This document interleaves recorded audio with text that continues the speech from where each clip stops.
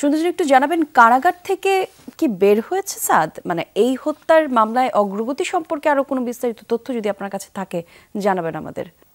জেলা কারাগারের সামনে এবং বগুড়ার দুপচাচিয়ায় মা উম্মে সালমাকে হত্যার দায়ে যে সাদ বিন আজিজুর রহমান, যাকে র্যাব হত্যাকারী বলেছিল, সেই সাদ বিন আজিজুর রহমান আজকে দুপুর নাগাদ বগুড়ার জেলা কিন্তু জামিন দিয়েছেন সাদকে। এবং দর্শক আপনাদেরকে একটু দেখানোর চেষ্টা করি, দুপচাচিয়ার গৃহবধূ উম্মে সালমা, যিনি তার নিজের বাড়িতে হত্যাকাণ্ডের শিকার হয়েছিলেন এবং সেই সাদকে পরের দিন, তার মায়ের মৃত্যুর পরের দিন তাকে জিজ্ঞাসাবাদের জন্য আটক করেছিল র্যাপিড অ্যাকশন ব্যাটালিয়ন র্যাব। এবং সেদিন র্যাব গণমাধ্যমকে জানিয়েছিল যে সাদ হাত খরচের টাকার জন্যই তার মাকে হত্যা করেছে, এরকম তথ্য কিন্তু আসলে র্যাব গণমাধ্যমকে জানিয়েছিল। এবং এর 2-3 দিন পরে কিন্তু পুলিশ নতুন করে এই হত্যাকাণ্ডের তদন্ত শুরু করে এবং সেই তদন্তের এক পর্যায়ে কিন্তু পুলিশ এই হত্যাকাণ্ডের প্রকৃত যারা জড়িত ছিল সেরকম 3 জনকে, অর্থাৎ উম্মে সালমার বাড়ির ভাড়াটিয়া এবং তার 2 জন সহযোগীকে আটক করে। এরপর থেকেই সাদ আসলে কবে মুক্তি পাবে, কবে জামিন পাবে, সেটি কিন্তু সবার প্রশ্ন ছিল। অবশেষে আজকে দুপুর নাগাদ জেলা ও দায়রা জজ বগুড়ার তিনি কিন্তু সাদকে জামিন দিয়েছেন। এবং এই মুহূর্তে দর্শক আপনারা নিশ্চয়ই দেখতে পাচ্ছেন, প্রায় 15 দিন কারাগারে থাকার পর সাদ বিন আজিজুর রহমান তিনি কিন্তু কারাগার থেকে বের হয়ে এসেছেন মাত্রই।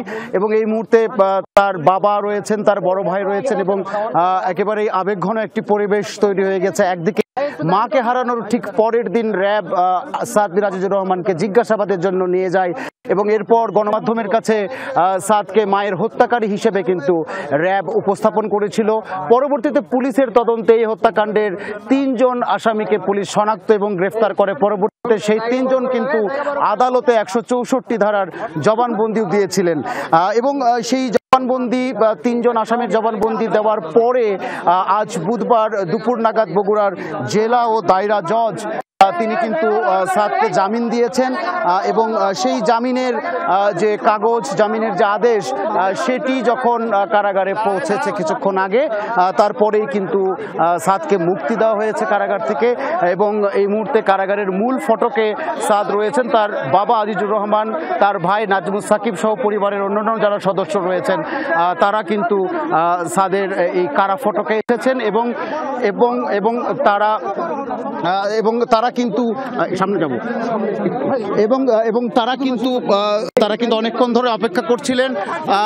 আমরা একটু সাদের সঙ্গে কথা বলতে চাই। দর্শক, সাদ প্রায় 15 দিন কারাগারে ছিলেন, আমরা সাদের সাথে একটু কথা বলতে চাই।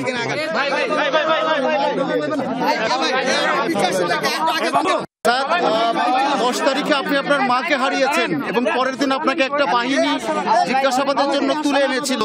তারা বলেছে যে আপনি আপনার মাকে হত্যা করেছেন, এরকম স্বীকারোক্তি দিয়েছেন, এরকম তারা দিয়েছিল।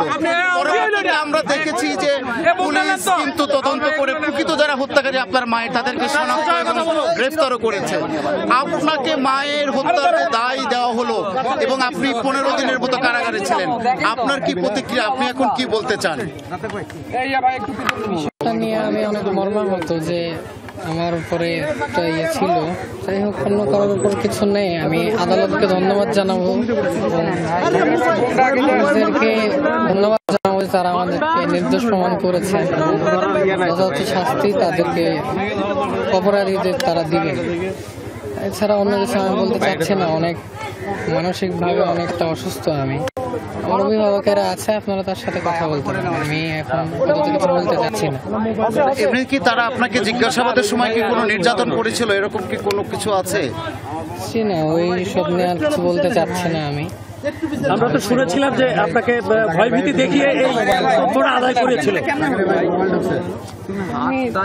ছোট মানুষ, ওই সময় কি হয়েছে না হয়েছে ওইগুলো আর ওইভাবে করতে চাচ্ছি না।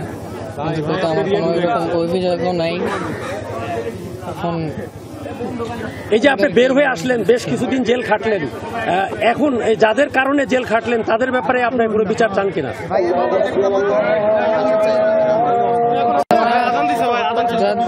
যারা প্রকৃত হত্যাকারী তাদের সঠিক বিচার আমি চাই।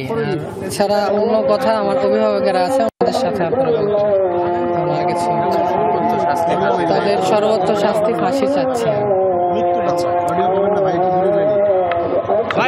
আমরা সামনে যাই এখানে অডিও দর্শক শুনছিলেন সাদ বিন আজিজুর রহমান, যাকে র্যাপিড অ্যাকশন ব্যাটালিয়ন র্যাব তার মাকে হত্যায় অভিযুক্ত করেছিল এবং তাকে সেই মামলায় আসামি হিসেবে কিন্তু আদালতে পাঠানো হয়েছিল। পরবর্তীতে সেখান থেকে কারাগারে ছিলেন সাদ। কিছুক্ষণ আগে আসলে বগুড়া কারাগার থেকে কিন্তু সাদ মুক্তি পেয়েছেন এবং এই মুহূর্তে কিন্তু সাদ বগুড়া কারাগার থেকে বের হয়েছেন এবং বের হয়ে তিনি আসলে বাসার দিকে, তার যে বাসা দুপচাচিয়ায়, তার আত্মীয় স্বজনরা কিন্তু তাকে সেদিকে নিয়ে যাওয়ার চেষ্টা করছেন। আমরা দর্শক